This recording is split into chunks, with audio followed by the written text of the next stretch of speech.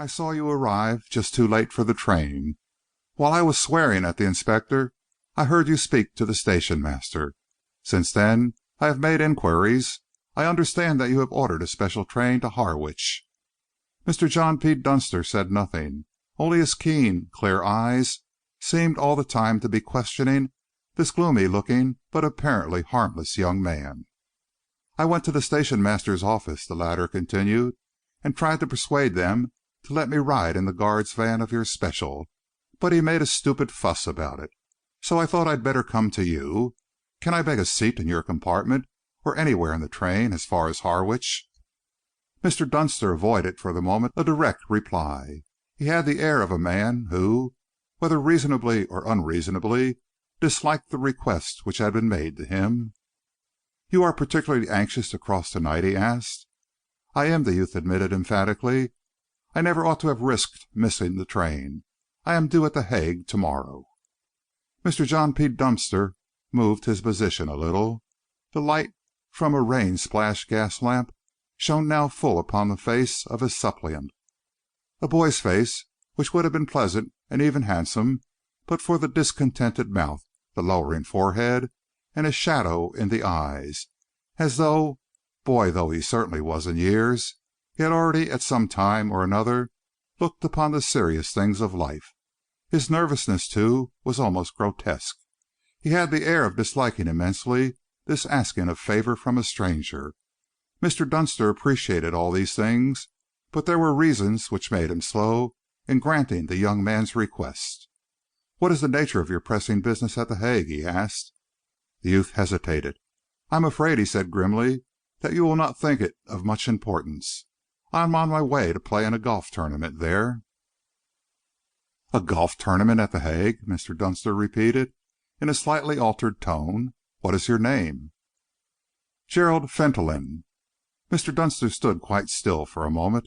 He was possessed of a wonderful memory, and he was conscious at that moment of a subtle appeal to it. Fentolin. There was something in the name which seemed to him somehow associated with the things against which he was on guard. He stood with puzzled frown, reminiscent for several minutes, unsuccessful. Then he suddenly smiled, and moving underneath the gas lamp, shook open an evening paper which he had been carrying. He turned over the pages until he arrived at the sporting items. Here, in almost the first paragraph, he saw the name which had happened to catch his eye a moment or two before. Golf at The Hague. Among the entrants for the tournament, which commences tomorrow, are several well-known English players, including Mr. Barwin, Mr. Parrott, Mr. Hilliard, and Mr. Gerald Fentolin. Mr. Dunster folded up the newspaper and replaced it in his pocket. He turned towards the young man. "So you are a golfer, are you?" "I play a bit," was the somewhat indifferent reply. Mr. Dunster turned to another part of the paper and pointed to the great black headlines. "Seems a queer thing for a young fellow like you to be worrying about games," he remarked. "I haven't been in this country more than a few hours, but I expected to find all the young men getting ready." "Getting ready for what?" "Why, to fight, of course," Mr. Dunster replied. "Seems pretty clear that there's an expeditionary force being fitted out, according to this evening's paper, somewhere up in the North Sea. The only Englishman I've spoken to on this side was willing to lay me odds that war would be declared within a week." The young man's lack of interest was curious. "I am not in the army," he said. "It really doesn't affect me." Mr. Dunster stared at him.